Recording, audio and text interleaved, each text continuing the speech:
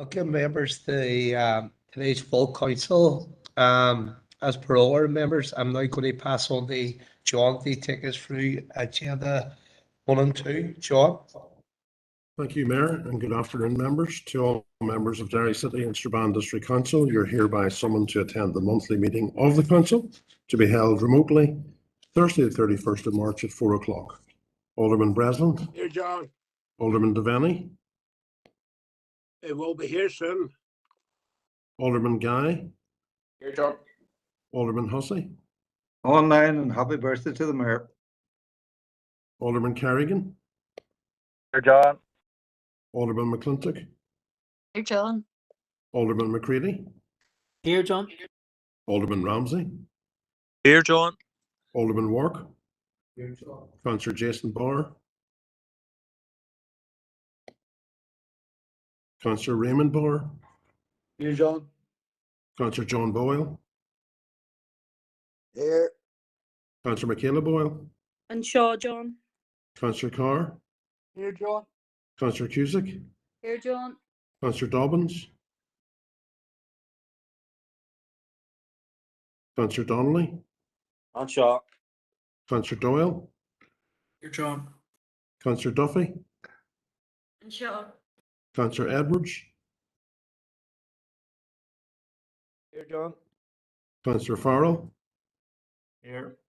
Councillor Ferguson. Here, John. Councillor Fleming. Shaw, John. Councillor Gallagher. And Shaw, John. Councillor Harkin. Here. Councillor Heaney. Councillor Jackson. Sorry, apologies from Councillor Heaney. And Shaw, John. Councillor Kelly. Councillor Logue. Shaw, John. Councillor McGinley. And Shaw, John. Councillor McGowan. And Shaw, John. Councillor McGuire. Councillor McHugh. Shaw, John. Councillor McKeever. Councillor McKinney. Apologies, John. He's hoping to join a little later. Councillor Mooney. Here. Councillor O'Neill. Here. Councillor Riley. Here. Councillor Senior Barr. Here, John. Councillor Tierney. Here, John. Thank you, members. And just checking back over, Councillor Jason Barr. Councillor Angela Running a Dobbins. bit late, John, but he'll be here soon. Thank you. Councillor Angela Dobbins. Councillor Dan Kelly. John Tam will be on shortly. Thank you. Councillor Kieran McGuire. And Councillor Jim McKeever. Okay, thank you, members. And back to you, Mayor. Angela Dobbins will be on shortly as well. Thank you. John, just to let you know that I'm online as well. Morris here, Morris Devaney. Thank you, Alderman Devaney.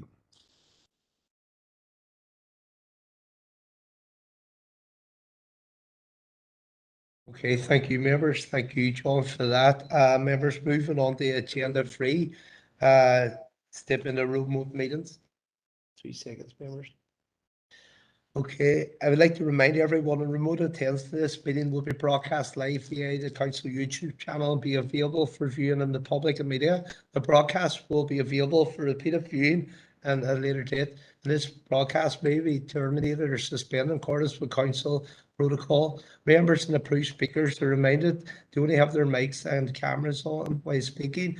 And at this meeting and chat facility, highlight the request to speak. By participating in this meeting, you're consenting and being filmed, and to the use of storage of those images being broadcast for training purposes and the purpose of keeping historic records for making those records available to the public. A copy of the council privacy notice may be found on the council webpage. Okay, members, moving on to agenda 4, declaration of member interest. Declaration of member interest can be raised now or put on the chat box throughout the meeting. Members, chairperson's business, just to make you aware on the motions that Councillor Heaney's motion has now been pulled off the floor. All members happy with that? Yeah, great. Just a second on that, the proposer second, please. Happy to second here, Councillor Duffy. Thank you. Okay, members, I'm now going to pass on. There's two chairpersons' business here, and Councillor Duffy and Councillor Hargan. So Councillor Duffy. Thank you, Mayor, for allowing me in. And just before I go on to the item that I want to speak on, I just want to congratulate everyone on the Spring Carnival. It was absolutely fantastic to see the St. Patrick's Day Parade again in the city, and I want to put on record our thanks to council officers, because it was fantastic to see so many people in the city out enjoying themselves, and Mayor, yourself too, thanks to you. It was great to see you coming down Shipley Street, so congratulations to everybody. But what I wanted to speak on today was just in relation to Father Paddy O'Kane, who sadly passed away during the week, and his funeral is this afternoon. Unfortunately, we're here and unable to attend, but I think that it would be remiss of us as a council to not remark on it and not to have any remarks in relation to Father Paddy O'Kane. So I want to, on my own behalf and on behalf of my party, Sinn Féin, to put on record our condolences to Father Paddy's family and friends. Anyone that knew Father Paddy will know that he was an absolute massive character. He served as a priest in this diocese for many, many years. He was a really caring and generous priest, and had brought comfort to many families who've experienced trauma and hardship throughout the city and district. He had a real understanding of their feelings and really felt deeply himself the pain of other people. I myself have known Father Paddy for probably the guts of 30 years. My mother is a housekeeper in the Holy Family Parish, so I have known him really well. I have shared really good laughs with him, but I have also been there at times where he has sought my help to help others in terms of parishioners who have found themselves in hardship, who have found themselves homeless, or found themselves just in difficult situations. And I have to say, Father Paddy was one of those people that always just wanted to help and to find a solution. He will be greatly missed. His singing, his anecdotes, and of course his infamous long leather coat that he wore walking around the church at times. He will be really missed, and that will be absent, but it will not be absent from people's hearts and people's memories. So I just want to really put on record our condolences to the family and friends of Father Paddy today on his funeral. So thank you. Thank you for that, Councillor Duffy, and my thoughts are with the family and friends, and obviously the people of the parish of Father Paddy. Unfortunately, I didn't know the gentleman, but I've read quite a lot on social media and the news agencies here, and our thoughts are with him today. Moving on, members, Councillor Michaela Boy. Yeah, thank you, Mayor. Thanks for the opportunity and allowing me in. I just want to concur with the comments Councillor Duffy has just made in relation to the late Father Paddy O'Kane. Father Paddy O'Kane served for a long time in my own parish of Melmount in Strabane. And indeed, he was a great family friend of ours. He was a source of solace and great faith to me and my family on a number of occasions where he went above and beyond his duty as a priest to go out of his way to help and support families in need and families who needed that support. So I too, on behalf, if you allow me, on behalf of the people of Strabane, to send our condolences to Father Paddy's family and friends at this sad time. Thank you, Mayor. Thank you, Councillor Boyle. Councillor Turney. Thank you, Mayor, and thanks to Councillor Duffy for raising the sad passing of Father Paddy O'Kane. I think everyone has seen over this last couple of days the love and respect that was shown and felt about Father Paddy O'Kane right across Derry and obviously in Strabane as well. Father Paddy, as Councillor Duffy has said, has spent most of his career throughout the priesthood in the Derry diocese, and many years ago attended my grandmother in the Russell Flats, who used to joke with him about a priest coming to see her. Sorry, with a leather coat on was something that wasn't seen then. Father Paddy obviously didn't listen because up until very recently was still wearing the long leather coat, as Councillor Duffy has mentioned. But I think, people in all parishes where Father Paddy served knew that they had someone there at the heart of their parish that they could go to if they had to seek out help. And I think that's something that Father Paddy and certainly his family, and I suppose the Catholic Church, can be really proud of, is the impact that Father Paddy has had on the many lives of the many different people in the many different parishes across this diocese that he served on. And on behalf of the SDLP Mayor, we also send our condolences to Father Paddy O'Kane's family as well on his sad passing. Thank you. Thank you, Councillor Turney. Councillor Ferguson. Thank you, Mayor, and thank you to Sandra for raising it. I want to give my party's alliance's condolences to Father Paddy's family and friends and the wider community. Father Paddy has been a strong figure in his parish, and I remember him well when I attended Holy Family Primary School. Father Paddy was a compassionate person who always shouldered the entire community's struggles. I know only too well how long he would sit at the kitchen table listening to the families, my own included, in their darkest days when they lost loved ones. He was always a comfort to many families, and it's a sad day for the Ballymagorty parish and our wider district. So my condolences, Mayor. Thank you. Thank you, Councillor Ferguson. Councillor O'Neill. Thanks, Mayor. Yeah, just to extend our condolences as well to Father Paddy's family and friends and to the parish as well. I think he was a man grounded in community, and he wasn't afraid to stick his neck out as well. And I remember him attending the Fall Pride parade one year, and I thought that was, it was good to see him leading in that way. So just to extend our condolences as well. Thanks. Thank you, Councillor Donnelly.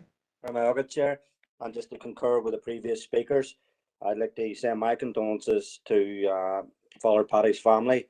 And like what Maeve was saying there now, he wasn't afraid to stick his neck out. I met Father Paddy with families of people in this town who were persecuted politically, and he was one of the very few clergy members who was prepared to meet and listen to their stories, and for that I was grateful. So just to concur with the previous speakers, thank you. Thank you, Fat. Alderman McClintock. Just on behalf of the DUP to be associated with the comments of the other speakers. I didn't know of Father Paddy O'Kane, but obviously over these last few days, his name has been to the forefront of a lot of media reports. He obviously made a big impact on those people that he met with and those people that he served. So just on behalf of our party, to send our condolences to his family and friends. Thank you. Thank you, Alderman McClintock. Alderman McCready. Thanks, Mr. Mayor. I'd just like to record our condolences on behalf of the Ulster Unionist Party to the friends and family and wider circles of the passing of Father Paddy O'Kane. Thank you. Thank you, Frat members. To see Alderman Hussey's congratulations as per Councillor Duffy on St Patrick's Day too. Thank you, Frat. Do you want to, Alderman Hussey? Just briefly, of course, endorse with Councillor Duffy's remarks with regard to officers and the work they did with regard to the Spring Festival. Can I also add to that the market that was held in Castlederry was tremendously successful, and a sincere thank you to all officers involved and indeed traders who were involved. And the question on the lips of people in Castlederry, when will the next one be? And I leave that question with our officers and hope that it will not be too long. Thank you, Mayor. Thank you, Fred Alderman Hussey, and I see Councillor Bars on that. That's been taken at present. I would agree with you. A big shout out to all our council officers and the events they pulled. And obviously, as my term as mayor, we've had Halloween, we've had Christmas, and now St. Patrick's Day, and total success. And there's a lot more, obviously, as we see now. The months to come, there's a lot more coming to the city and the entire district, and we all look forward to that for better times, and it's great for everybody out there. But a normality back again. But totally well done to all our team and officers out there. Well done.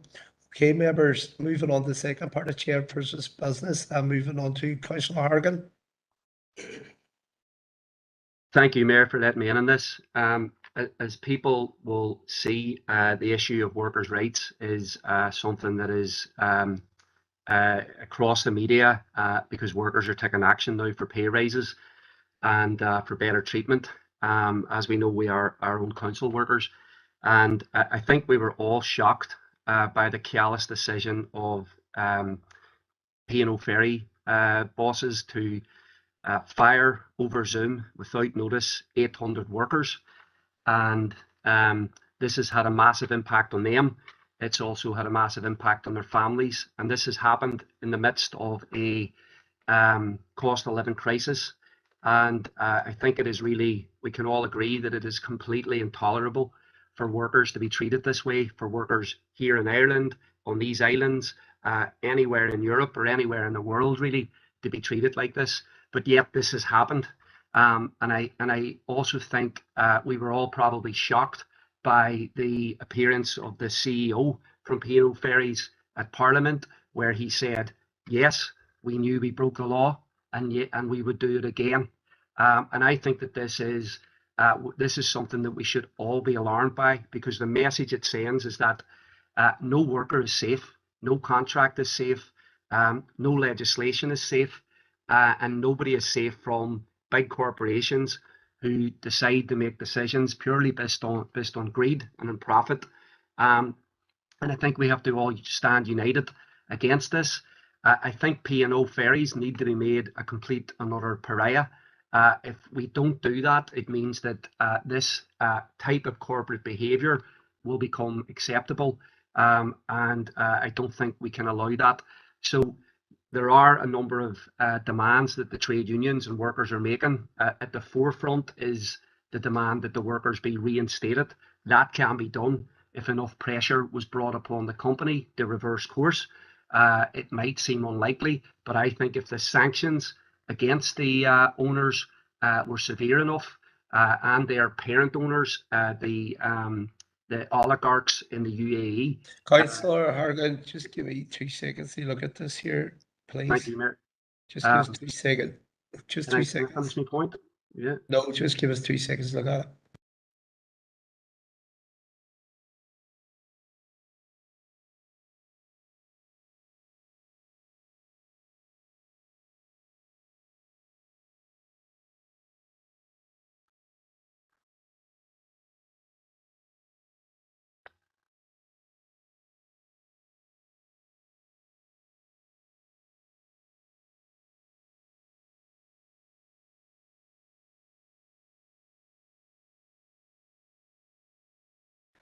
Councillor Hargan, I find this motion as too much here to bring on chairperson's business. Look, what I'd like to see is this coming through the next full council meeting, and I'm not going to let that go through now. So I hope to see it come through the next full council meeting.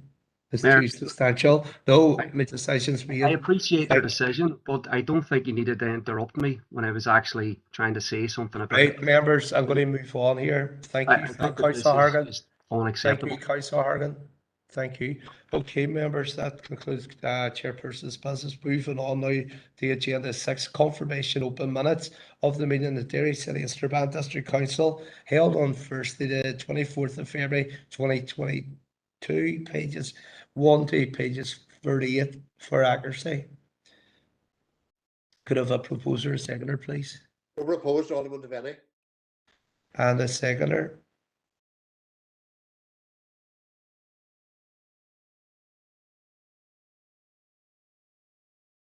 Mayor. That's Alderman McClunkey, second that. Matters to raising, members?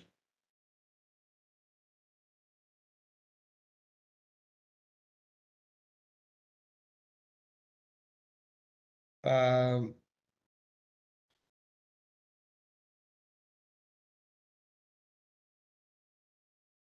Go ahead, Councillor Hargan. I think we can all agree that the situation facing Ukrainian people is terrible, and they face now over a month of war. I think our council was very strong in condemning both the invasion by Putin and also calling for an end to NATO expansion, and also standing in solidarity with the millions now of Ukrainian people that have fled. And the response to the call for people to open their homes here in our district and across the north has been very, very positive. People have reacted with a lot of kindness and a lot of solidarity, which is absolutely right. And that there are people now eager to see their offer of opening up their homes move quickly. And I have spoken to people in our district who are attempting to do that. They are a bit frustrated right now because this is a crisis. There's a tremendous number of people involved. There was confusion signals, obviously, from the British government, and they've now been forced to shift because of the groundswell of solidarity and humanitarianism. But there are still lots of questions about how this will work in terms of people being matched with people here, how the provision of local services, be they health, education, access to school, access to work, access to benefits, will work for people who are coming here from Ukraine. And if people, there can be a lot of frustration dealing with immigration services. So what I would like to propose tonight is that the council. Councillor Hargan, sorry, see, just before you propose that, obviously we have a conversation. I'm going to bring in John on this. Sorry, Mayor, hold on a second. Can you let me finish my point here, because this is the second time now that you've interrupted me. Yeah. So can I finish my point, and then you can say whatever you want? Go ahead. Yeah. So I think the council should take the lead in organising a meeting of statutory bodies that would have some responsibility in this, and also invite representatives from the British and Irish government to offer clarification to us as a council, so that we can bring some clarity and cohesion to what's actually happening. So that's the proposal that I wanted to make. I think we've done this before. I think we should do it again. Thank you, and I totally agree. Obviously, with the Ukraine situation, and obviously there's a big shout out to people out there here in the district. I know everybody will do their best to help. But on that question of yours, or on that proposal, I want to pass to John just for information for yourself on this one, Councillor Hargan. John. Yeah, thanks, Mayor, for bringing me in, and a very good point there raised by Councillor Harkin. Just for members' information, in the last couple of weeks, structures and arrangements to support the Ukrainian refugees are currently being considered and designed by a multi-agency group that has been set up and is being chaired by the Executive Office. This group is currently meeting at a regional level. It comprises all of the various statutory bodies, the key government departments, the agencies, the Housing Executive, the DFC with regard to benefits, that type of thing, and indeed councils. And this council is represented in those meetings and those structures. We've also established a local internal grouping within our own council to support and feed into those arrangements. So they're looking at issues such as welcome centres, where they are needed across the various council areas, what they should look like, looking at induction orientation for incoming refugees, looking at things like at local level, community assistance centres and how they might be provided, welfare and benefits support, health issues, schooling issues, and also very importantly, engagement with the local Ukrainian community and indeed the local Polish community, who have got great expertise in this issue, have obviously got interpretive skills as well, local knowledge, and how that's harnessed and provided as part of all of that. And indeed also issues such as inspection of accommodation arrangements and that type of thing. So those arrangements are all now up and running. The key purpose of having these structures in place is to ensure that each council area doesn't try to reinvent the wheel and doesn't try to do something that is maybe duplicative of the broader effort. And so the idea is to get the regional arrangements in place and then for that to cascade down into each council area to ensure a degree of consistency and that all of the issues can be collated and escalated up through the system. So that situation's being designed at the minute and the situation's evolving. We're part and parcel and right in the middle of all of those conversations.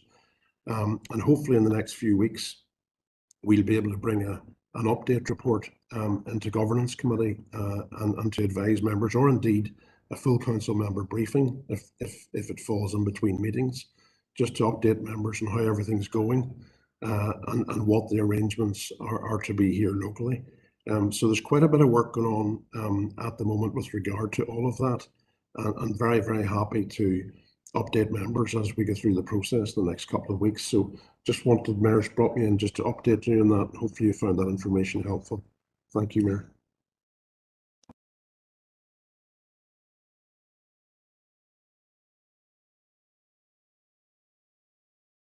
Thank you, Fred. Councillor Hargan, hope that's helpful. Thank you, John. Councillor McGowan.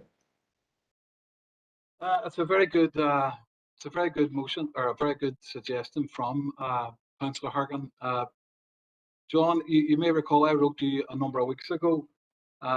We as a party met the police abroad a number of weeks ago, and this Monday coming, I'm collecting 2 Ukrainians at the airport. So there's already some arriving. They're staying with me. I'm getting my inspection tomorrow. I believe extern locally were appointed as the organisation. They're doing a home survey tomorrow here.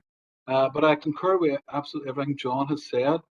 I've been speaking to the Polish abroad here locally.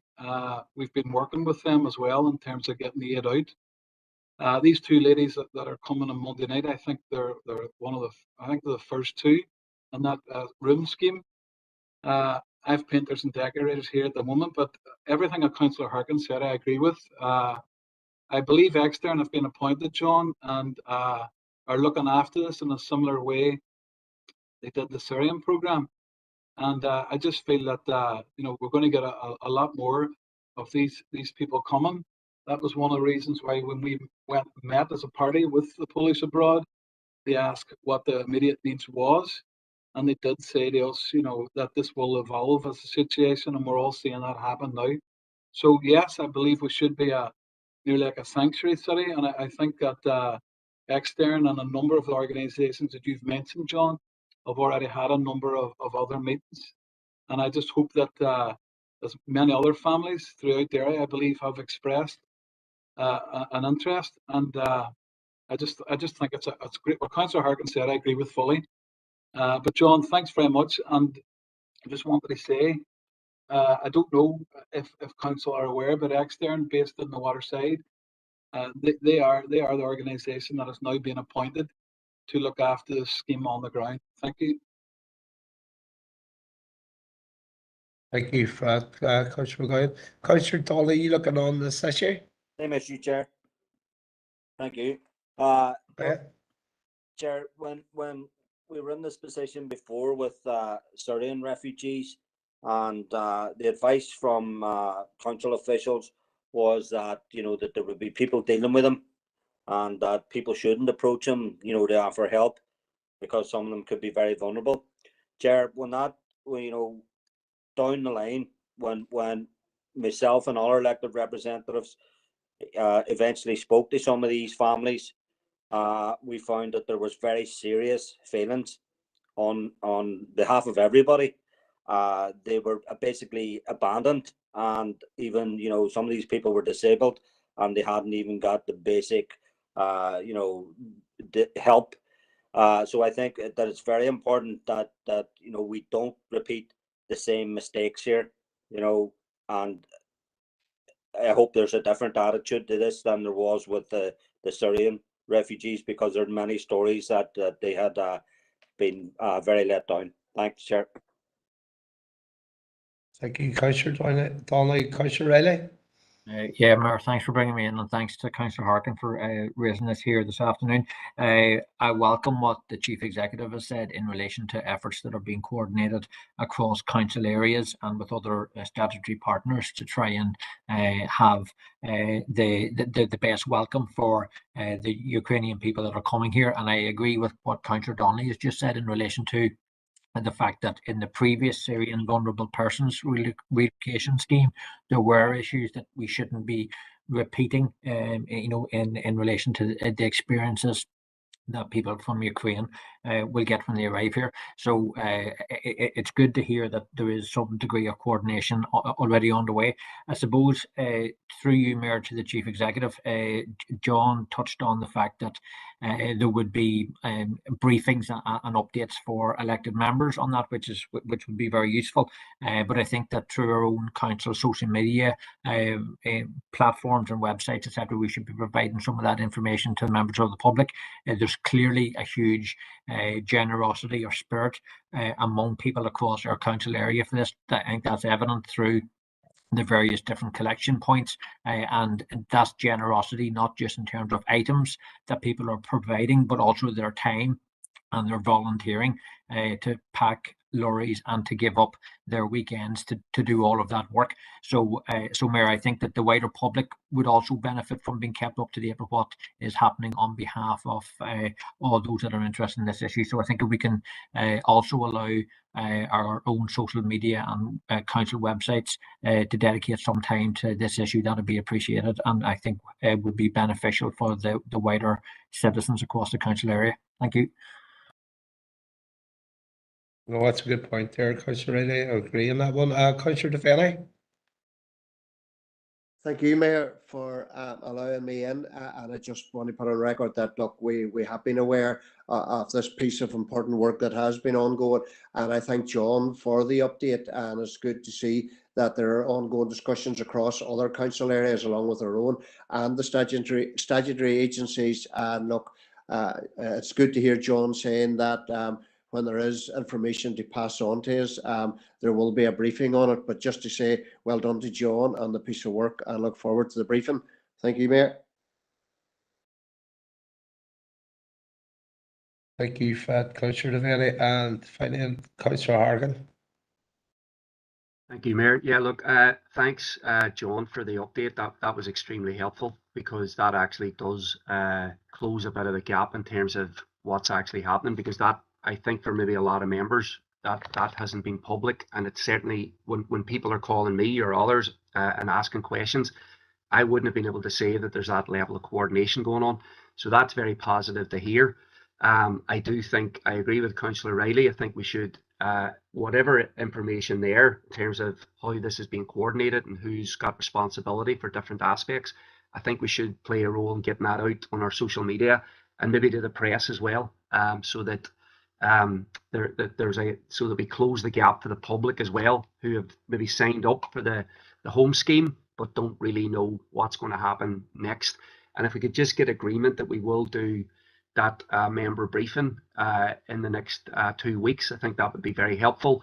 And then if council officers can, I think getting input from some of the local migrant organisations and others who have a lot of knowledge about this and have knowledge, as Gary mentioned, about the experience of Syrian refugees, that would be very, very helpful. So we can try to do this as well as we can for people who are coming, but also people who are eager to help. Thank you.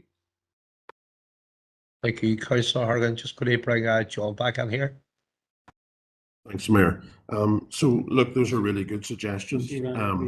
We have another internal meeting on this tomorrow afternoon. And one of the actions we were taking this week is to actually reach out to the Polish abroad within the city and district, and also there's a reasonable number of Ukrainians actually in the broader area. We were also trying to reach out to some of those people as well. So we're very happy to try and get a briefing in maybe this side of Easter if possible, as the situation develops.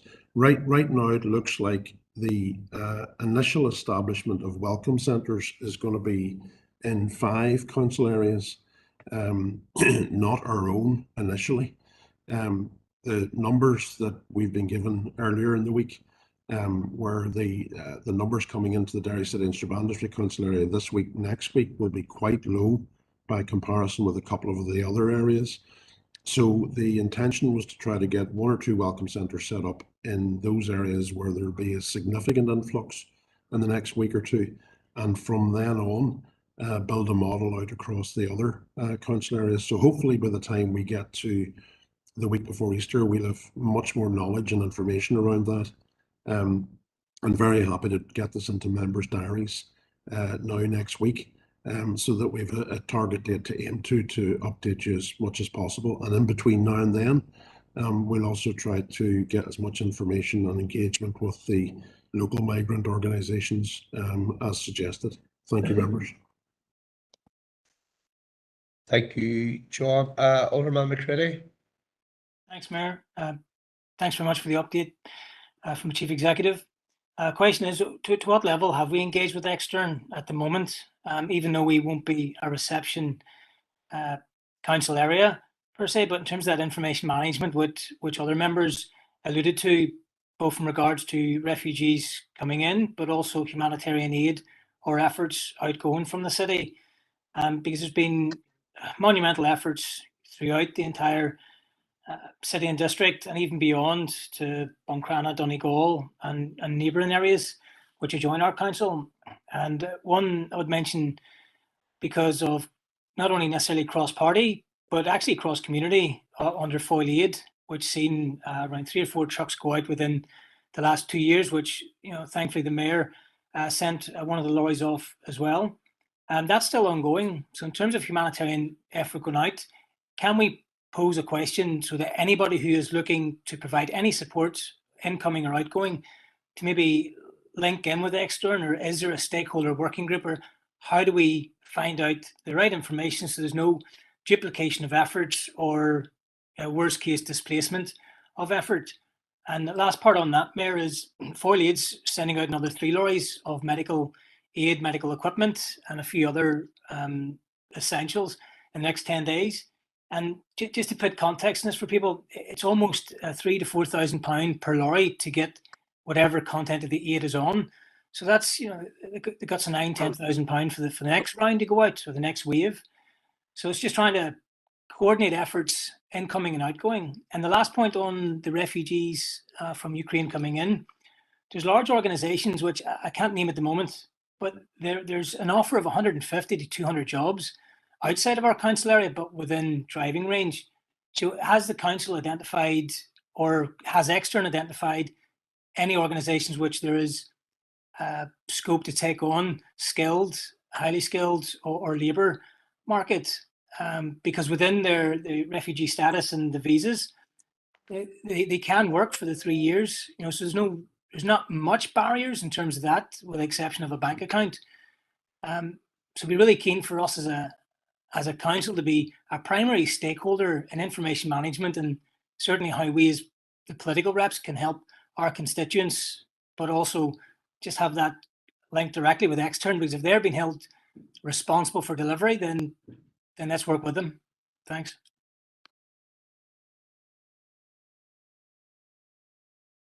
Thank you, Fred. Alderman McCready, and yeah, I was down over at Drummoho and quite a few members, and I just want to personally say well done to you all.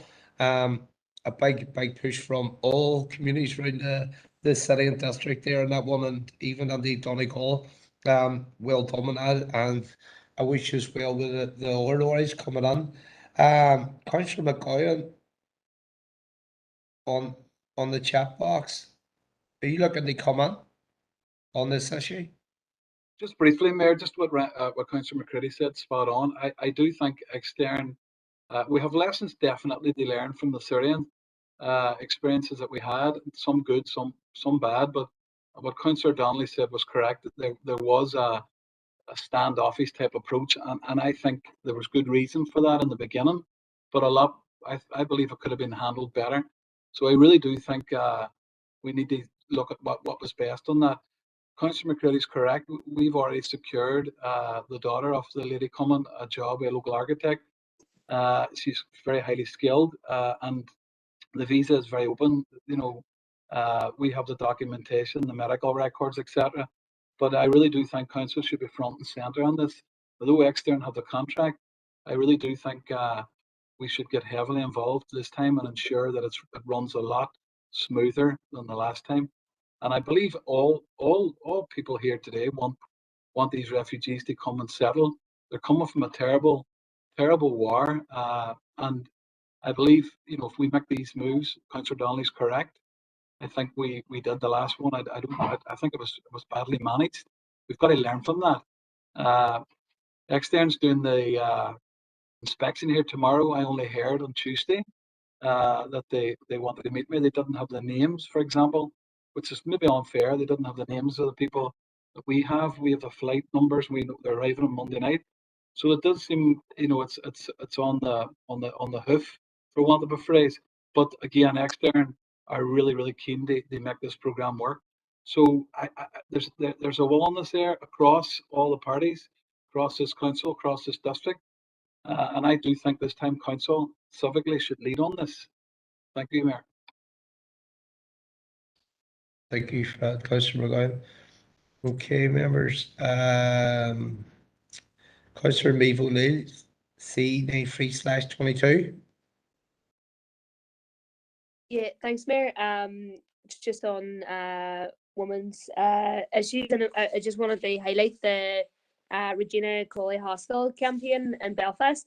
And I wanted to congratulate the workers, the heroic workers really of the Regina Colley Hostel, who had to occupy the hostel for 12 weeks to defend that vital service for homeless and vulnerable women from closure. And I think it's shocking that at this time where there's many crises that we're facing, that such an essential service for vulnerable and homeless women was going to be closed. And I think it's also really disappointing that that this fight had to happen from the workers in the first place, but also that right now, in terms of the victory that was won, we really only have promises of funding for another service somewhere else. And really, what I think should be seen like across the north is for more of these types of services and more of these services that are under public ownership. And these women should never have had to be treated this way. And I think this is this is the power of when people fight back, and it's when women are standing up for ourselves and each other. And that's really what's made the difference here. And it reminds me of in the first Women's Aid hostel here in Derry, where it only came into existence by women here taking the matter into their own hands and occupying a house on Pump Street here in Derry. And again, it's another example of women standing up for women. And I think a lot more needs to be done from the Department of Communities to ensure that these services are not vulnerable to closure. Thanks. Thank you for that, Councillor O'Neill. Councillor Doyle, C66/22. Matters arising. Thanks, Mayor. And I don't know whether I'm right or not, but if it is indeed your birthday today, happy birthday. In terms of the recent news just released today from the utility regulator with regards to a 16.31% increase in gas prices in this and the wider 10 towns area. I really do think at this point that people have long passed the level where they could cope with these price raises. I think it's now getting to a point where we genuinely need to take quite drastic action as a council to protect people, because it is, whilst the weather is getting more mild and whilst we're coming into spring, it's still quite cold at night. There are people who obviously have medical problems who require warmth right throughout the day and night, and particularly older people throughout the district, who some of which are now reverting back to buying coal, and I don't blame them. And I think we have to think outside the box in terms of how we as a council can address the problems that are coming down the line with regards to these prices. I don't for a second, having looked cursory at some of the wholesale gas prices today, they seem to be lower than what they were at the peak of this about 5 weeks ago, and yet we're still dealing with price rises. I think that that's a failure of the energy regulator, and frankly, I think the only option that we have left in terms of trying to protect people is to do so through the legal process. So I have a motion here. I do think that this council requires in order to protect people, that we take a judicial review against the energy regulator for approving this further rise. It has failed in its statutory responsibility to protect customers with regards to price and quality of service. I understand, obviously, that the press release for this only came out yesterday, so I couldn't put it forward as a substantial motion, and I do think it is time sensitive. So I would ask all members today if they could support this, because we do have to take drastic action to support people. Thank you.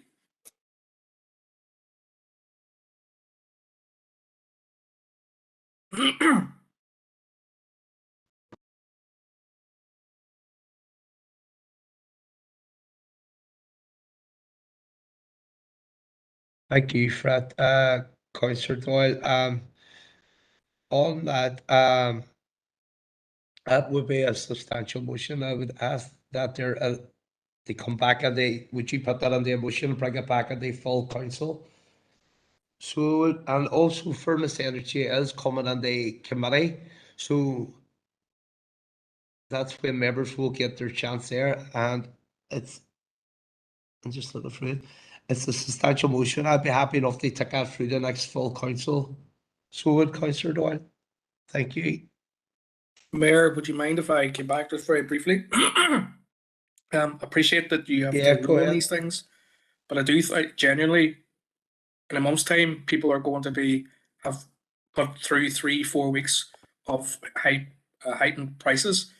They're looking to us to do something, and we have this opportunity. It's within our right as this council to take judicial reviews, and there's nothing stopping us. I would ask you to reconsider my respect. Councillor, judicial review proceedings isn't going to take a couple of weeks. It's going to take quite a period of time. But I think the best thing it is here is this is very substantial motion. It's very important out there at the minute. Furnace Energy is coming to Derry City Strabane District Council, and one of the committees coming up very, very shortly. And that's where these issues could be raised. Obviously, this judicial review is going to take quite a time process. So would I ask you to definitely bring that forward to the next full council? Thank you.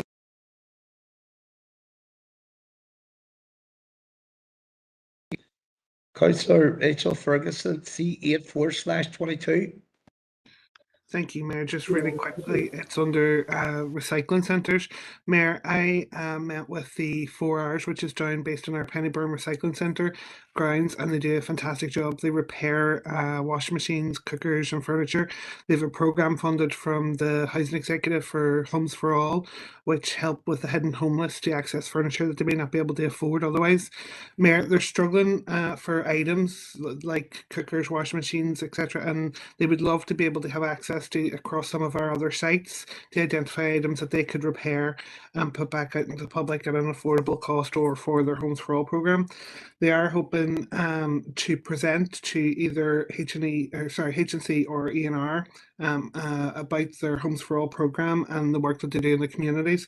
I'm wondering if council officers could consider that they could come to one of our committees to present, but also that at our next working group that we could discuss the possibility of them identifying products and cookers and wash machines from our other recycling sites that they are happy to collect. Thanks, Mayor.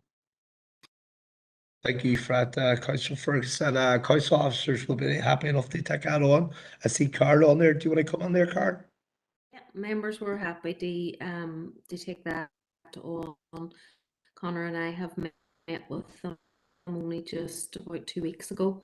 So happy to continue the engagement and invite them to committee. Thank you.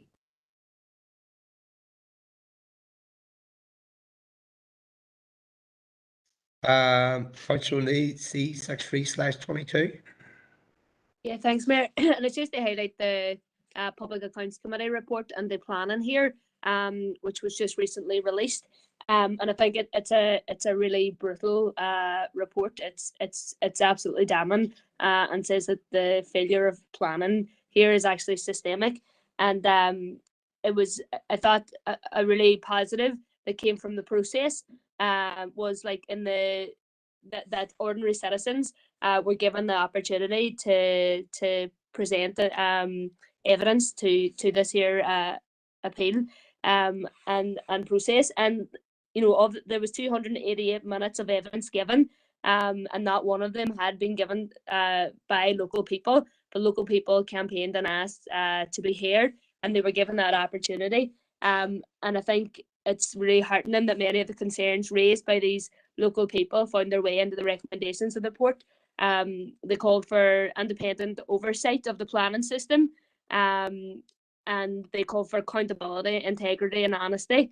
And they also presented evidence about unethical practices and described professional corruption within the planning system as well. So I think like this report has raised a lot of concerns, and I suppose I'm wondering, it's only out there in the last number of weeks, but I'm wondering kind of what's the next steps, you know, following on from this report from a council point of view, kind of how, you know, how will it be actioned here? Thanks.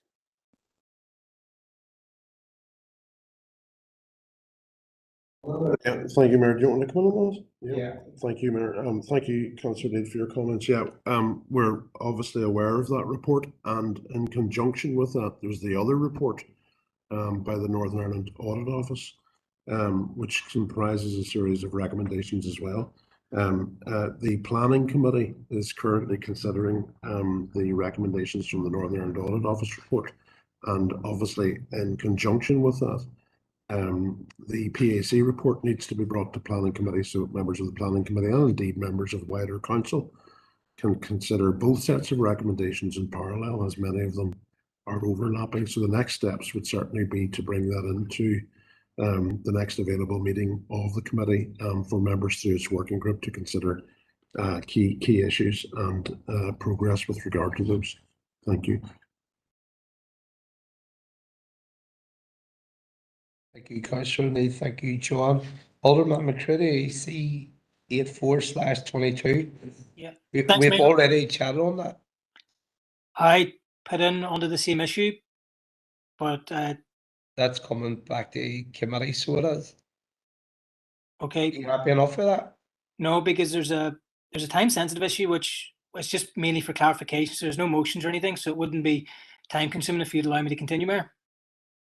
Yeah, go ahead. Thank you. So can the Chief Executive clarify, are there any investigations ongoing with illegal dumping at the sites of our refuge and recycling centres due to it being closed over the week? I read a few spurious reports, but I'm just looking for clarification if there's any action looking to be taken, because my position would be to the contrary. If people happen to find themselves not informed that there was purely legitimate strike action taking place, that our centres weren't open, people may have travelled some distance and thought they were doing the right thing by leaving it by the gates. I think it would be inappropriate and unacceptable to take issue with those people and put them in the same category as those who would have malicious intent to actually go and fly tip illegally away from these centres. Just seeking clarification, please, Mayor.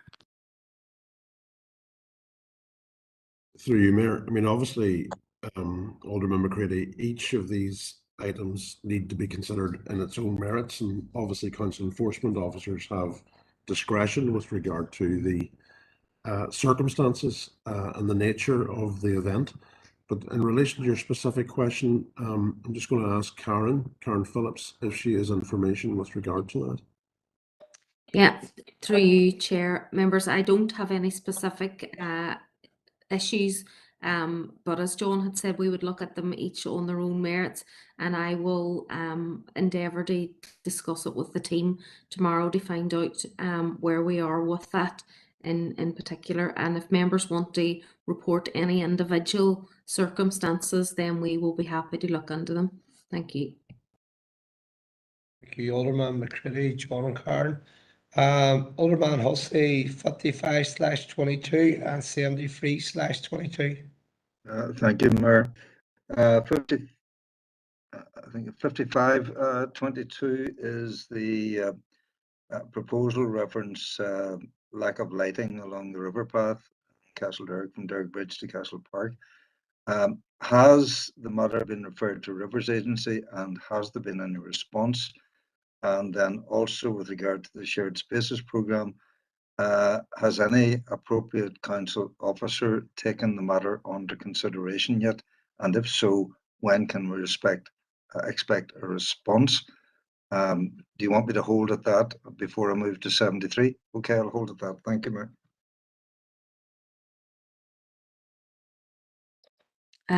Through you, Chair. Members, I will look into that and give a response to Alderman Hussey.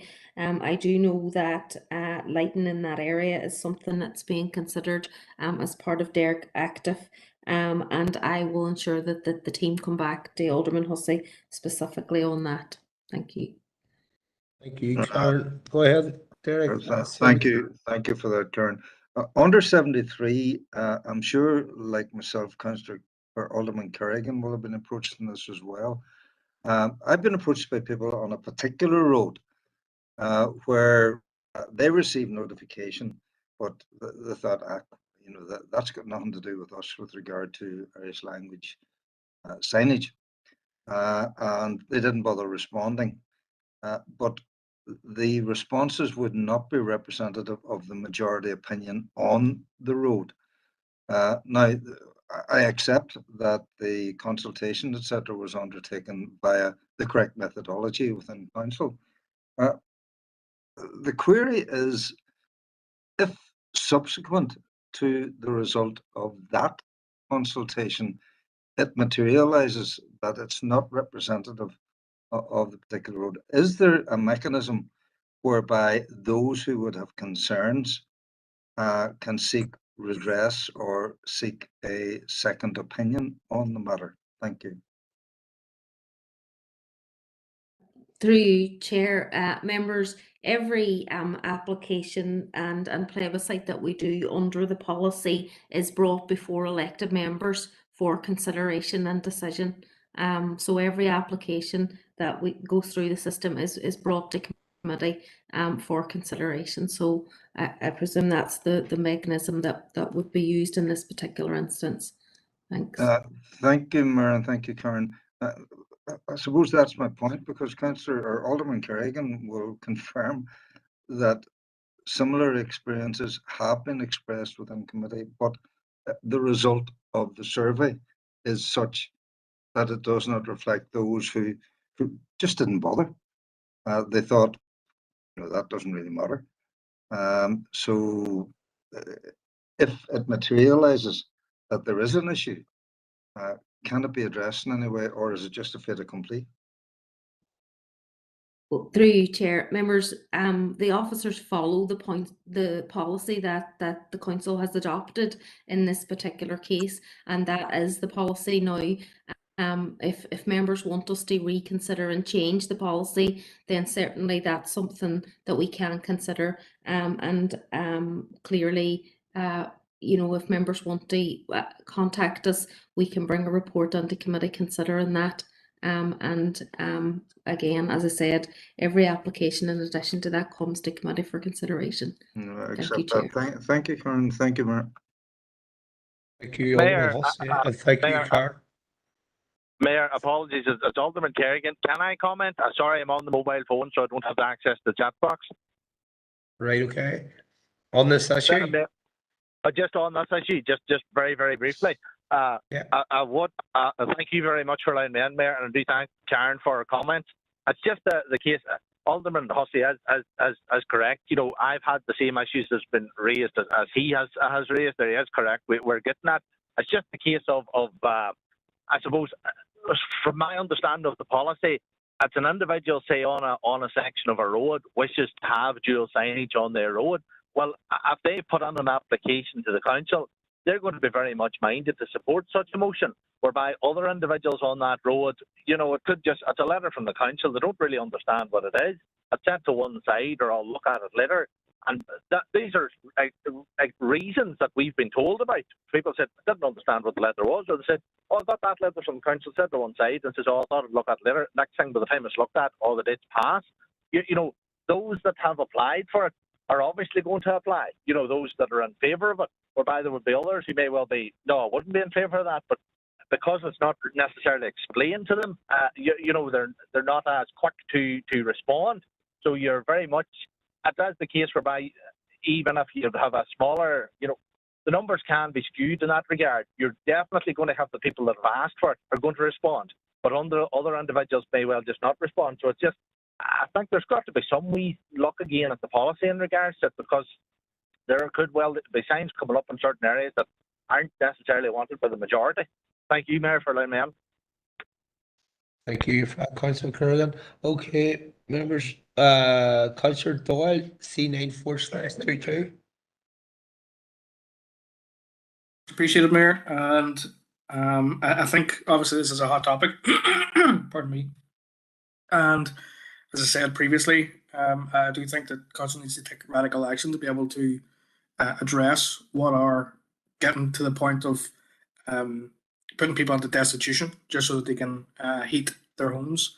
I was stopped by a gentleman in Craigan last week who said that he actually drove down to Craigavon to get himself one of those super sayers because he just physically couldn't afford to heat his home through the conventional gas that's installed. And one of the things that continually comes up when we talk about this is the fact that firms have a monopoly in the 10 towns area. I think that that's something that should never have been signed off in the first place, and we're dealing with the consequences of it now. So I would, pardon me, I believe that monopolies are something that is, particularly when it comes to services like these, are criminal. We should be seeking to have that monopoly undone so that our customers are, sorry, not our customers, our constituents, who are customers of gas companies, can benefit from competition. And in relation to that, I'm going to put something in the chat box, Mayor. It's basically to ask for us to initiate complaints procedures with the Competition and Markets Authority, because we do need to do everything we can to challenge firms on their gas prices.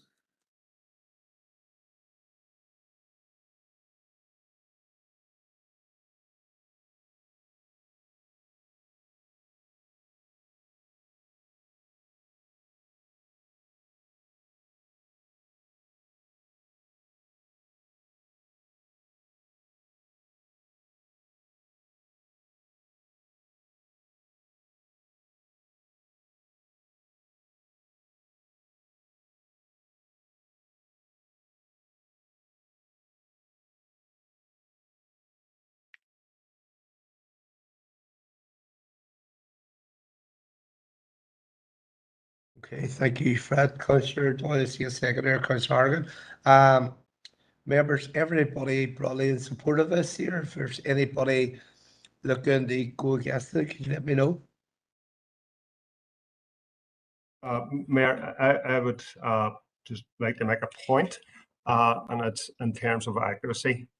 We know that Firmus is the only company that operates in the 10 towns area, and it could be considered a monopoly, but that market is open, and it has been open since the 1st April 2015. The problem is that no other companies bid to operate in the 10 towns area. So we support, you know, the spirit of the motion. There should be more competition, there should be more choice, but we can't force anybody to bid for this. So nobody is prevented from operating a 10 towns area. The sad and unfortunate fact is that nobody has chosen to do it. It could be raised with Firmus on Tuesday, governance and strategic planning, but we support the spirit of the motion. The reality is it's not exactly factual. Thank you.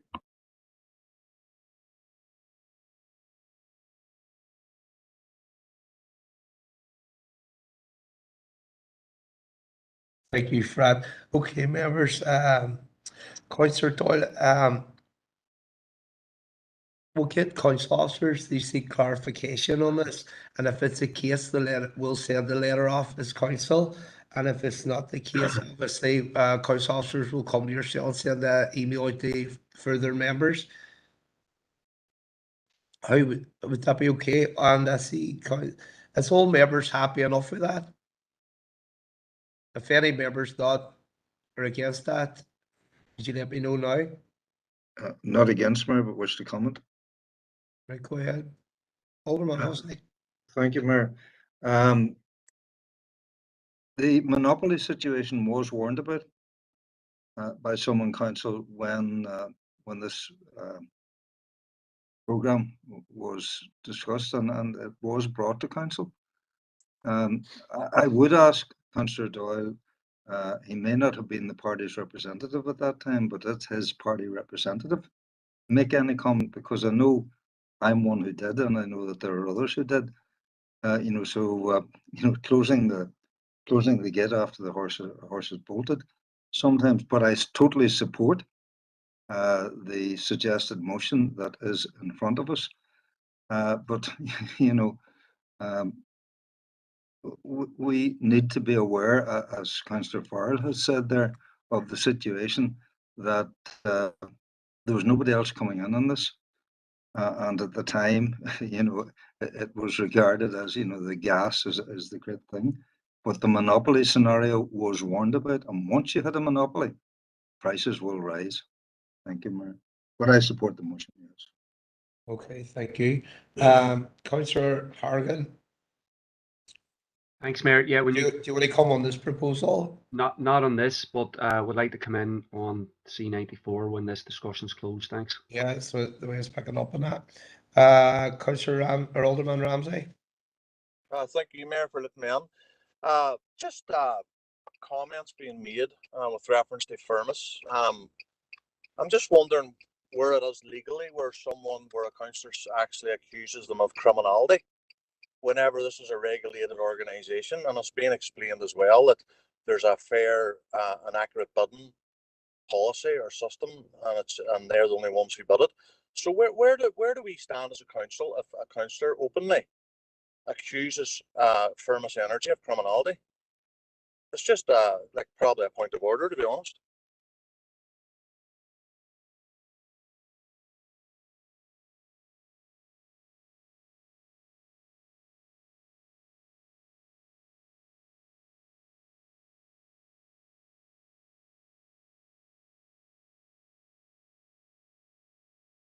It's that would be a matter for officers. They comment on that one. Alderman Ramsey, Councillor Duffy. Thanks, Mayor, for allowing me in. And yes, Ciara Ferguson and Padraig Delargy also met with Firmus, and we're told that information in relation to the market being open. But we are happy to support the proposal put forward by Councillor Doyle in relation to it. We do think that, the market is open, but Firmus do have a monopoly on it, and we would like to see how we can address that. So if there's anything that we can be doing to address the cost of living, address the monopoly, address the price hikes that are there, then we should be doing it.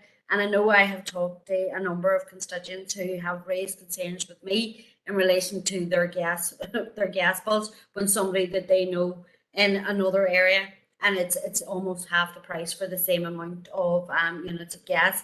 So anything that we can be doing to address that, we absolutely should. Thank you. Thank you, Councillor Duffy. Okay, members, there's a proposal on here, it's been seconded by Councillor Hargan. Is there any members wishing to go against that proposal or look at the esteem? Could you let me know?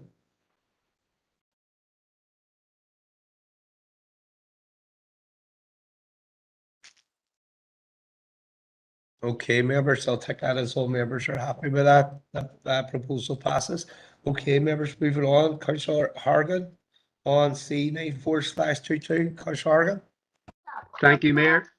Look, yeah, I think the discussions about the cost of living crisis are crucial, and I think we should do whatever we can, challenge the regulator, challenge the energy companies, challenge government to try and help people right now. But the reality is, unfortunately for us, our government is dissolved, and there's going to be very little happening, it seems to me now, in the next number of weeks. But and there's more hikes, there's more bad news for people, and we're going to get more and more of it as people struggle to pay their bills in the coming weeks. So people are taking action, and I think more people will take action. There's a cost of living crisis protest on Saturday in Waterloo Place, organised by the Dairy Fuel Against Poverty campaign. It's at 3 o'clock. I would like to encourage people to go there and support it. I would like the council to promote the rally on our social media platforms. We've agreed in previous motions that we would support these protests and actions around cost of living, which includes protests like this and workers taking strike action for pay raises. So I would like us to do that, and I would like us to commit to supporting this protest as much as possible.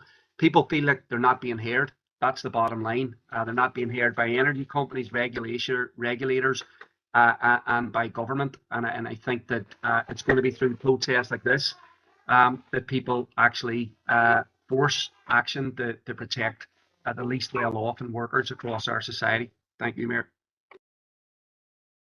Thank you for that, Councillor Hargan. Okay, members, moving on to Agenda 8, confirmation open minutes of special meeting of Derry City and Strabane District Council held on Monday, the 20th of February 2022, pages 3090, pages 40. For accuracy, could I have a proposer and seconder, please? Proposed, Alderman Devaney. Alderman Devaney proposed. Could I have a seconder, please?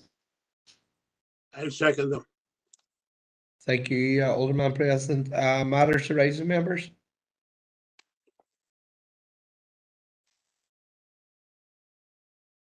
No matters arising. Members, Agenda 9, confirmation open minutes of special meeting of Derry City and Strabane District Council held on Monday, the 20th of February 2022, pages 41 to 46. For accuracy, could I have a proposer, seconder, please? Michaela propose. Thank you. Seconded, Alderman Devaney. And seconded by Alderman Devaney. Okay, members, Agenda 10, confirmation open minutes of the special meeting of Derry City and Strabane District Council held on Friday, 11th of March 2022, pages 47 to 72. For accuracy, could I have a proposer, seconder, please? No proposed, Alderman Devaney.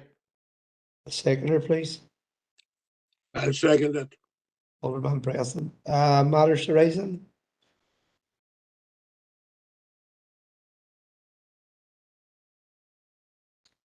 No matters arising. Agenda 11, confirmation open minutes of a special meeting held in Derry City Strabane District Council held on Tuesday, the 15th of March 2022, pages 73 to 86.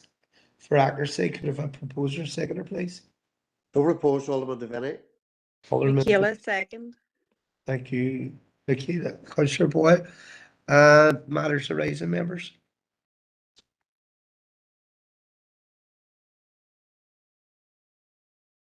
Councillor Hargan. Thanks, Mayor.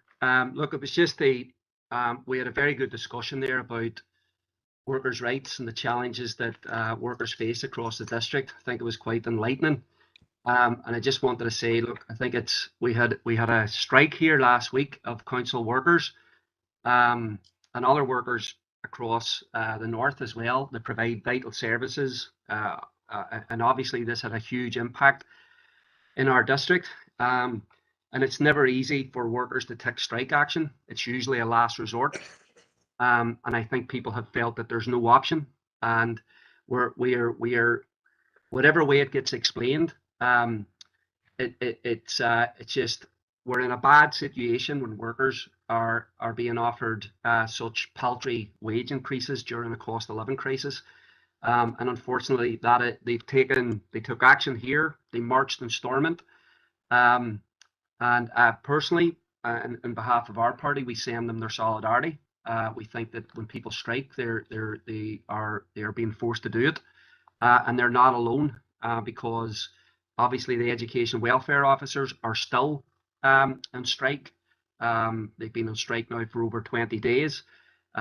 We have now teachers balloting. The nurses and social care workers are about to launch another campaign to try and get a cost of living crisis pay increase this year. So I just wanted to extend our solidarity and support for the council workers in particular. And I just want to underscore that this council supported a motion back in an at least 10% pay increase for our council workers. And that is only half of what they've lost over the last 10 years.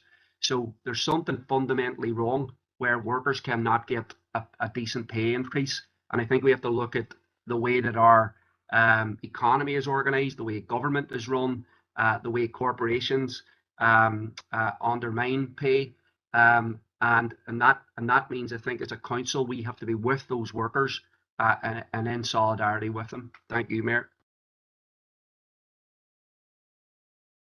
Thank you, Councillor Hargan. Councillor Gallagher. Thank you for letting us in on the same issue as well.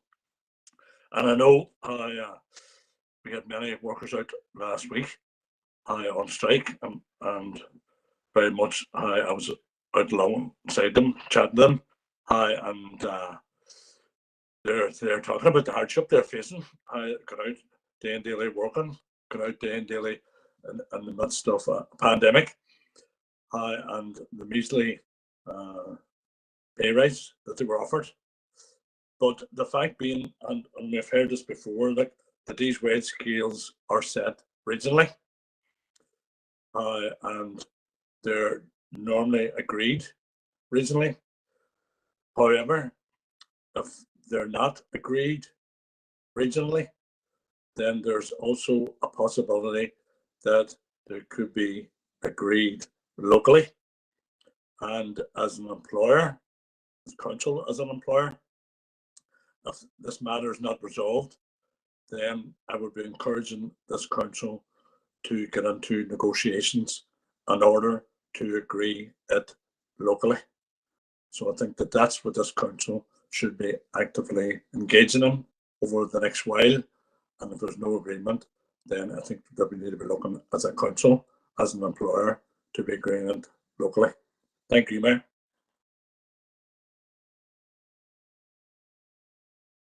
Thank you, Councillor Gallagher. Councillor Jackson.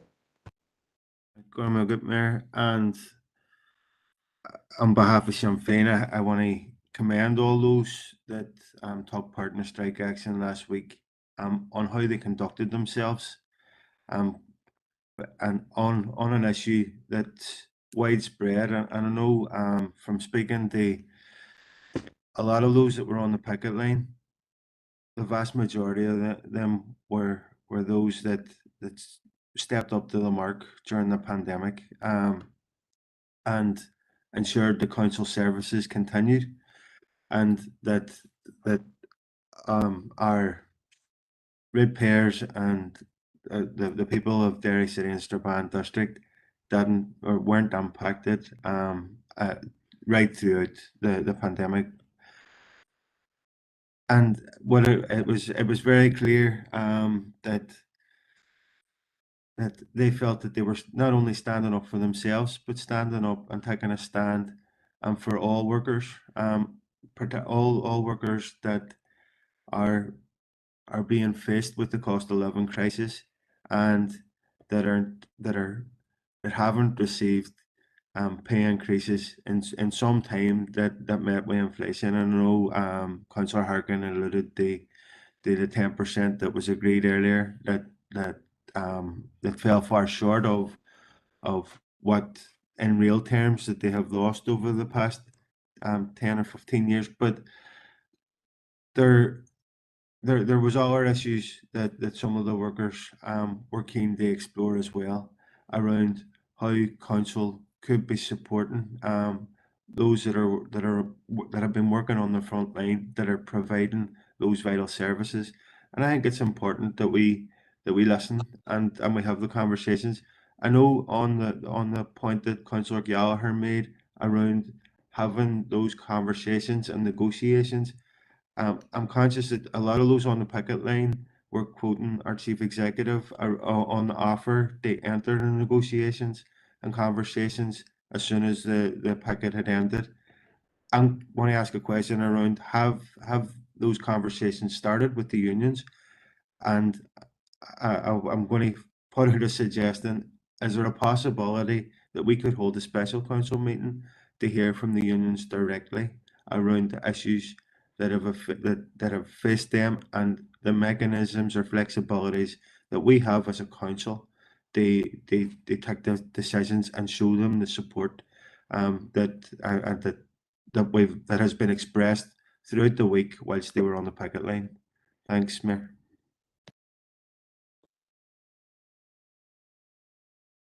Do you want me to? Yeah. Thank you, Mayor. Just coming in on that question. Yes, absolutely. We had offered to meet with the unions as quickly as possible following the strike action last week, and provided a number of dates. There will be a meeting held next week. I think that's now in the diary to understand the union's position. That meeting has been set up, members, through the locally agreed JCNC structure. So there's a mechanism for engagement with both of our major trade unions, set out in a protocol that was agreed with the unions a number of years ago. Works actually very efficiently and very well, and is actually as a result of these mechanisms that we have enjoyed extremely positive relations with the trade unions over the last number of years. So that meeting will take place next week. We understand, we hope to understand through that meeting some of the detail of the proposals that will be emerging from the unions. And I had dropped a note out to all elected members just at the end of last week to say that on conclusion of that initial meeting, we're very happy then to set up a full member briefing on the key issues that are emerging, but also on all of the associated issues with regard to that, so that all members have the totality of the information in order to take it forward. Thank you, Mayor. Thank you, Fred. Councillor Jackson and John. Alderman McCready. Thank you, Mayor. I had the opportunity to meet with those that conducted strike action. I heard it from various workers, including those that work for council. And so I did stand in solidarity with them, heard their pleas, and now we're at a point, well, how do we get to the next stage? Thankfully, Chief Executive has given me the news, which is very welcome, that there's a meeting scheduled to initiate the next part of the process. I want to understand from an elected rep's point of view is what is different from this than the normal procedures and framework that was put in place nationally. So whenever one council agreed that at that level, then generally all councils would adopt a similar, the same set of results of the negotiations. And if we are doing it bilaterally or individually as a local authority in isolation or on our own, in directly the unions and so on, and on the premise that the 10% agreed by members, what is the legal ramifications or implications that we need to abide by or allows us to do this? Secondly, is what's the financial implications? And I understand you need definitive asks from someone in order you can work back. But in principle, if this council has agreed 10%, then how are we going to fund that? What's our affordability model?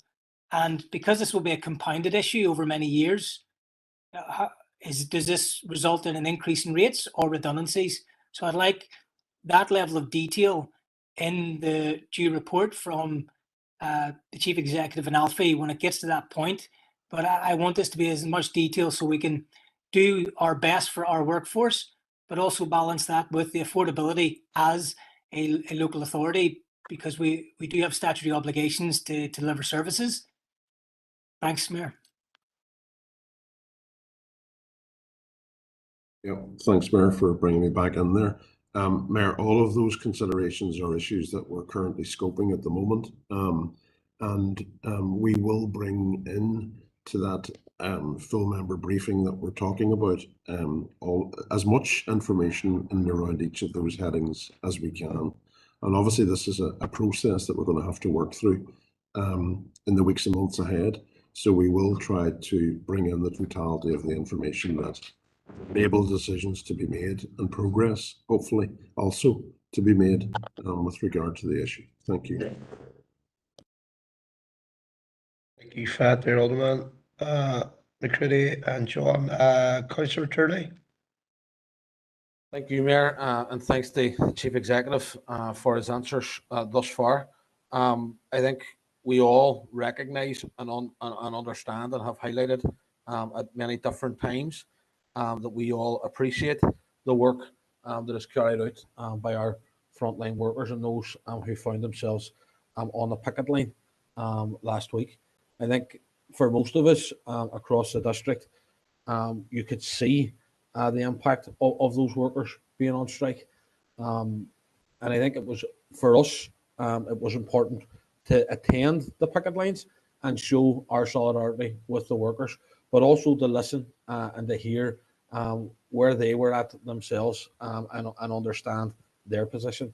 We had also reached out to the unions to try and set up meetings with the unions as well to find out and to see as elected members where and how we could assist the workers in trying to get through this period.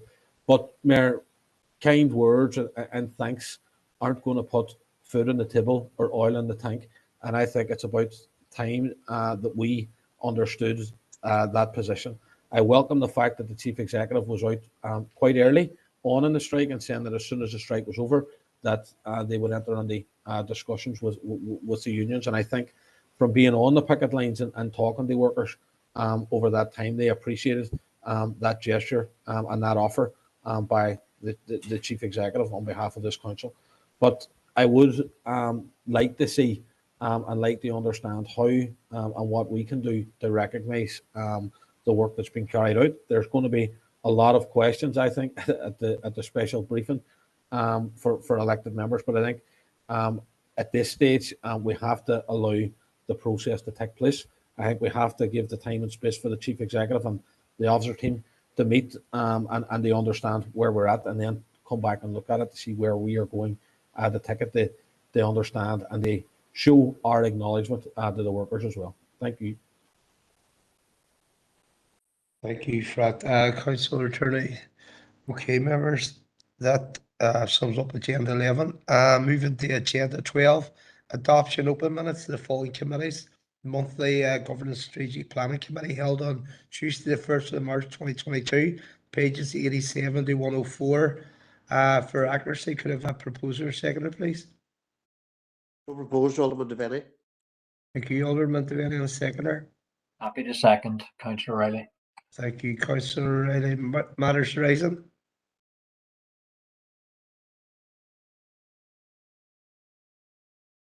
No matters rising. Monthly Planning Committee held on Wednesday, the 2nd of March 2020, pages 105 to 116. For accuracy, could I have a proposer seconder, please? Proposed, Mayor John Boyle. Councillor Boyle, could I have a seconder, please? Seconded, Mayor. Alderman McClintock. Matters rising?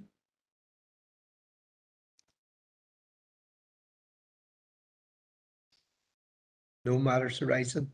The Monthly Business Culture Committee held on Tuesday, the 8th of March 2022, pages 117 to 128. For accuracy, could I have a proposer seconder? Mayor, Can I raise a point of accuracy, Councillor Farrell, please? It says that I attended remotely and that everybody else was in the chamber, when in fact it was the polar opposite. I was Norman Nomates and the Guildhall, and everybody else was online. So if that could be amended, I'd appreciate that. Thank you. I would back that up. I think I stuck my head on the door that day and seen you there. Yeah, that's sort of. Okay, members could have a proposer for the Business Culture Committee held on Tuesday. No Secretary. proposal, Alderman Devaney. Alderman Devaney and Secretary, please.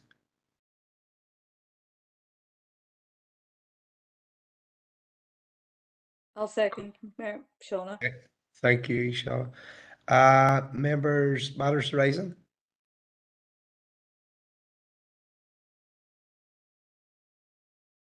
And no matters arising.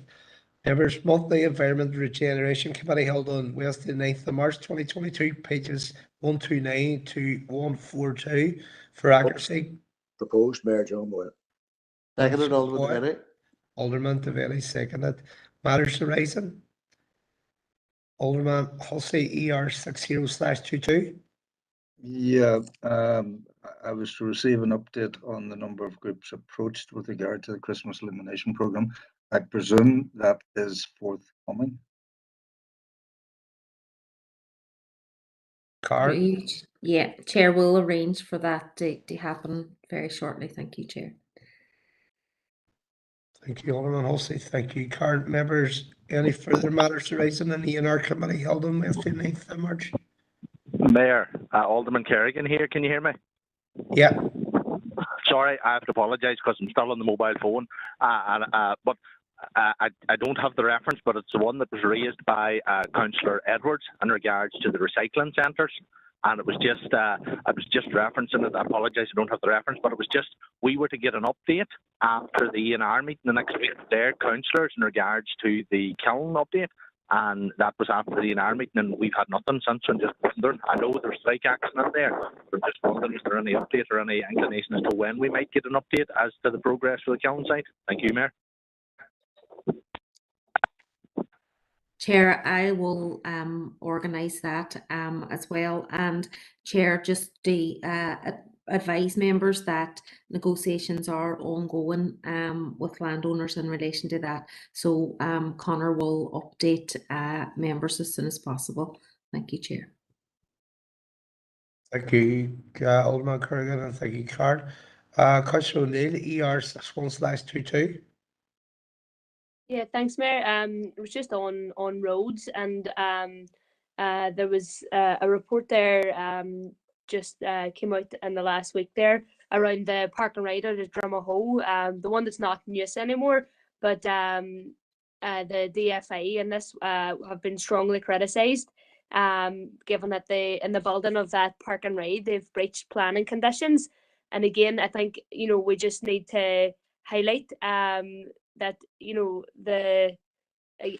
this negligence by DFI when it comes to planning, because it was an unauthorised development, because it hadn't done the proper environmental assessments and things. And I think I hope in the new executive that the next DFI minister will pay more attention to these environmental regulations when it comes to planning. Thanks.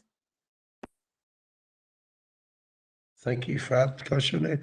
Any other matters raised in the ENR?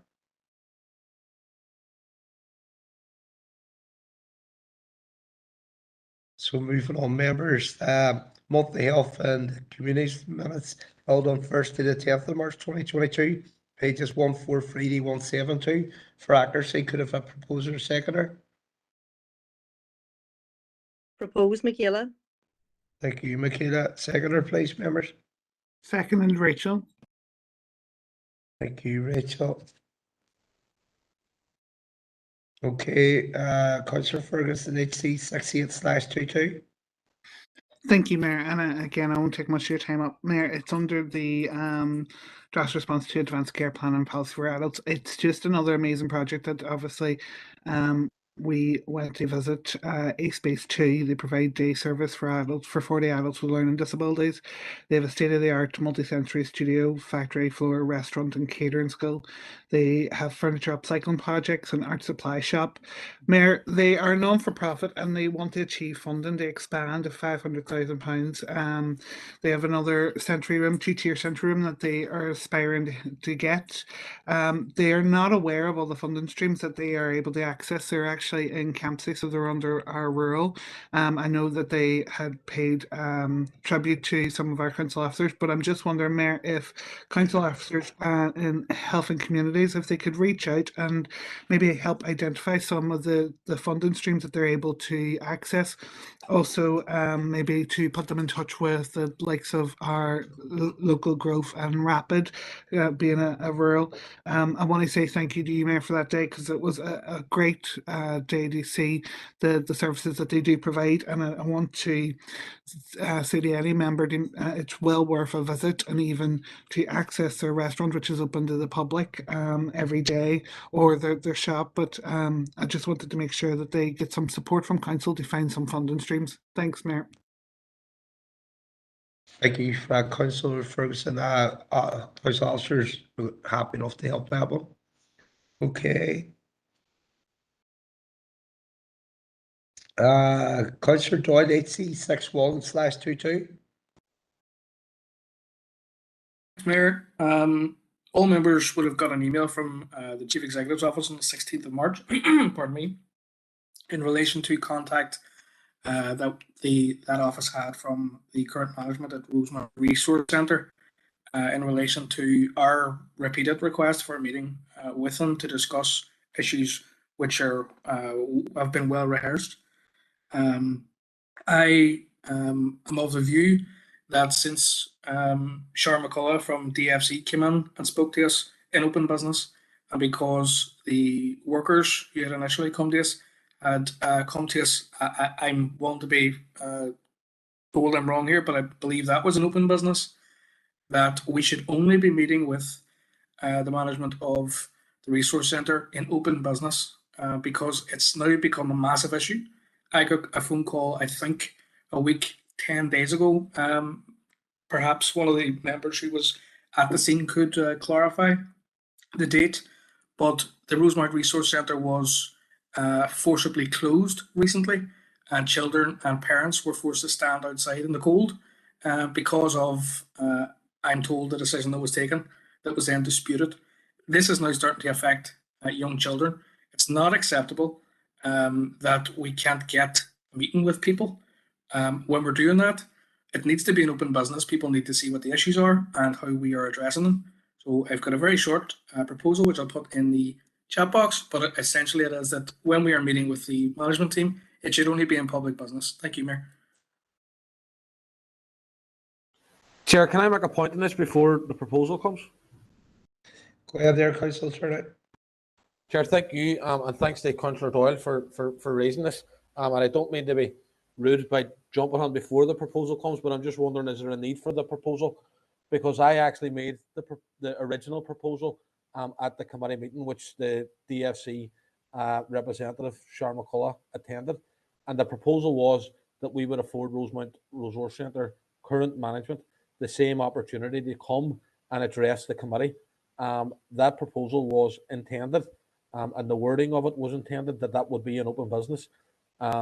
People will remember at that particular meeting, I was one of the people who was suggesting that it should be in closed business because of some of the sensitivities around the issue. But I think, and I thought then, and I still think now, that the opportunity should be, and that Rosemount Resource Centre management should be given the same and afforded the same opportunity and treated the exact same way as the DFC representative. Therefore, if that original discussion was held in open business, then in my view, it's only right and proper that this one be held in open business too. That was the original proposal at the committee, and I don't see why that should change unless there has been communication directly from Rosemount Resource Centre management. They say that they don't want it in open business, but I'll take your steer on that, Chair. But as I understand it, as I proposed it, the meeting was to be in open business. Thank you. Mayor, can I just clarify something just to be helpful? On that, it's possible that maybe Brian just didn't see this. In the email from Siobhan to all members on the 16th of March, it says, we've been contacted by the management who have requested that this meeting is held as a physical meeting in the Rosemount Resource Centre. And that's why I'm bringing that's why I've raised this and why I've put the motion forward, because I'm fairly sure most members would agree everybody should be treated the same in this. That's why I'm raising it today. Thank you. Chair, I don't want to cut across, but just to clear it up, I did see the email, and I do understand what Emma's saying, but the reality is that the original proposal that I made went through the committee, went through full council, and it stands, in my view, that meeting should be held in open business. And I appreciate that I'm nearly arguing against someone who's asking for the same thing as me, but if we're being asked, should this meeting be held as a physical meeting in Rosemount Resource Centre or as a matter of open business at the Health and Communities Committee, then it's our opinion that it should be a matter of open business in the Health and Communities Committee, because that's what the original proposal was.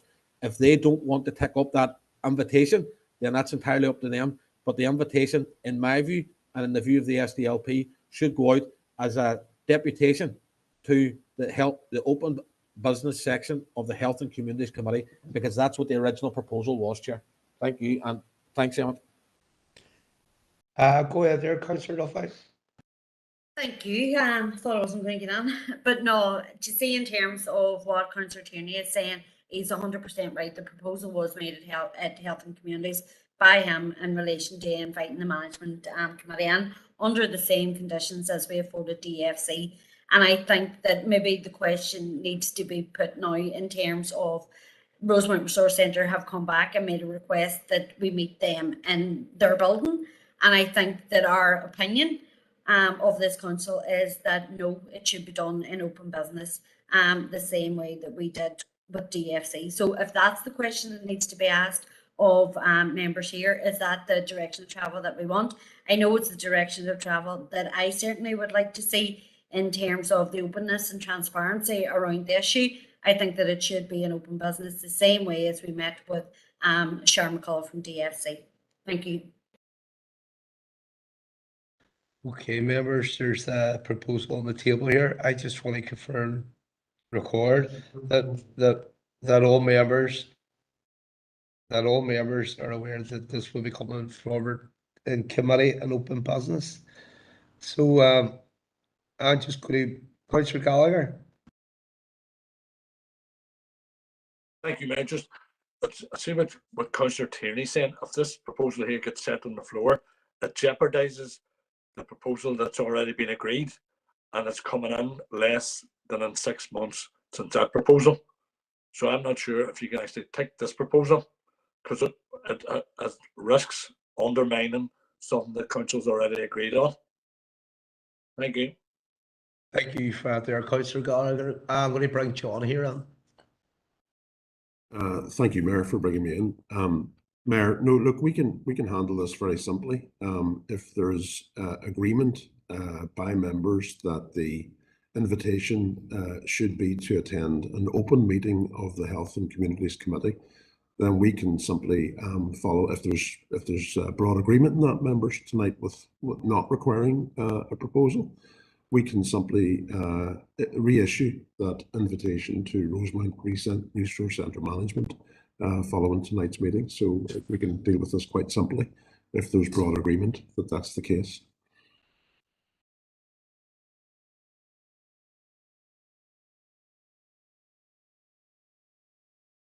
Okay, members, we have heard from John there. I don't see any further speakers on this. So members, is there anybody against this or looking to abstain? Could you let me know now?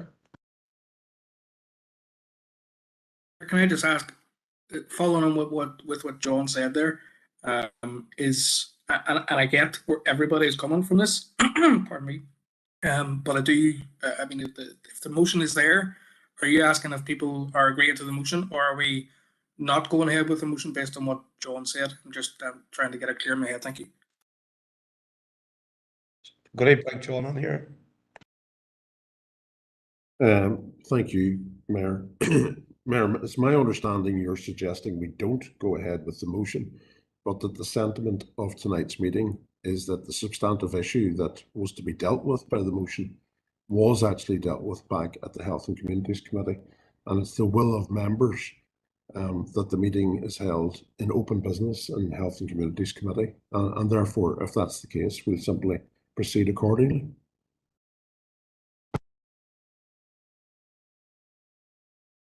Mayor, I'm being facetious, and I know that might seem that way but I'm responding as well to the queries that I've had from a number of sources around this. I would like the proposal to stand, and if we need to take a vote on it, then let's do that. Thank you. Mayor, can I come on there? My name's in the chat box. Go ahead. At the risk of arguing or debating with someone who, and I've said this already, who wants the same thing as me, I don't think we need a proposal with respect to Councillor Doyle, because we have already agreed that we would have this meeting in open business at the Health and Communities Committee. Now, I appreciate that Rosemount Resource Centre have come back and requested that it take place as a physical meeting within their centre. That has been put to elected members by an email. We're having a discussion on it now. From what I can hear, there's no one that's suggesting that we go to Rosemount Resource Centre to have this meeting. So I think, as been outlined, I think, by the Chief Executive, it's our view that we go back to Rosemount Resource Centre management and tell them that we want to have this meeting in open business and reissue the invitation. Therefore, I don't think we need the proposal at this stage. Thank you. Thank you. Members, going to pass now to Phelps. Thank you, Mayor. And just to provide Councillor Doyle with the clarity that he's looking for, given the position in relation to the original motion, which was taken within the last 6 months, Councillor Doyle's proposal cannot, nor does it need to be taken forward this month. Thank you. Okay, thank you for that there, Phil. Okay, members, moving on. Councillor Gallagher. HC 71/22. Yes, Chair, just a bit of clarification, just in review of the cafe licensing and the revised fees. We're going out to consultation. We're not making any decision on what those fees will be or not be, maybe the case, but that will come back for council to make a decision further down the road. Is that correct? Is that my understanding?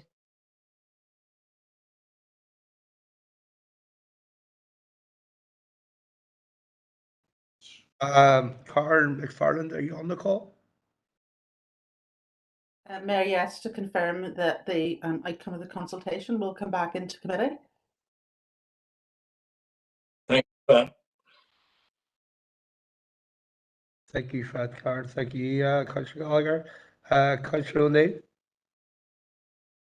Thanks, Mayor. And it was great to see last week at Stormont the passing of the safe access zones.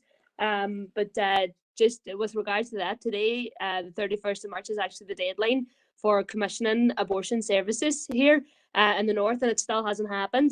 Like abortion regulations came into place 2 years ago today, and we're still waiting for fully commissioned services. And in July last year, Brandon Lewis instructed the Department of Health and the Health Minister and the Health and Social Care Board and the First and Deputy First Minister to commission and make abortion services available as soon as possible and no later than the 31st of March. And here we are at the 31st of March, and still women and pregnant people here are being completely let down. Through a pandemic, have had to travel and be put in vulnerable situations in order to access healthcare, which is their legal and human right here. And so I think, you know, this has been a real failure from the health minister, and you know, I think it's just not good enough when we're letting a large majority of our population down here when it comes to healthcare. Thanks. Thank you for that, Councillor O'Neill. Councillor Michaela Boyd, it's the 57/22. Thank you, Mayor, for letting me in. And it's just in relation to the domiciliary care presentation from the Western Trust. There was quite a number of discussion at the presentation, and quite a number of concerns raised with the trust in relation to, particularly to the rising cost of fuel and the rising cost to our care workers, particularly those care workers who have to travel further and larger distances than those in comparison to others, and indeed carers in the rural areas. Obviously there was quite a bit of discussion in that regard. The trust did say that they were taking the concerns that we raised with them and from domiciliary care workers generally. They were taking it very, very seriously. They assured us that the issue had been referred to the Trust Chief Executive and would be addressed on a regional basis. And they were currently waiting feedback to identify a solution to the issue. So, Mayor, I'm just asking could we, if agreed by members, write to our Trust Chief Executive and asked what has been done to date following our meeting, and what are the solutions that they are alluding to. And, obviously they did say it would be addressed on a regional basis. So just asking for an update in that regard to a solution to the issue, and obviously to ask what has taken place since our meeting to address the rising cost of fuel to domiciliary care workers. Thank you, Mayor. Thank you for that, Michaela. I'm sure Karen will be happy enough to get that information through the next committee.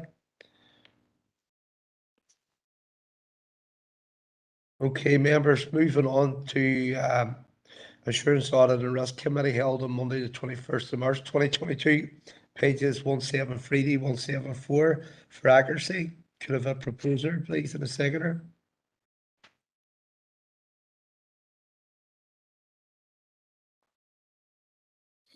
Nobody was at it, Mayor.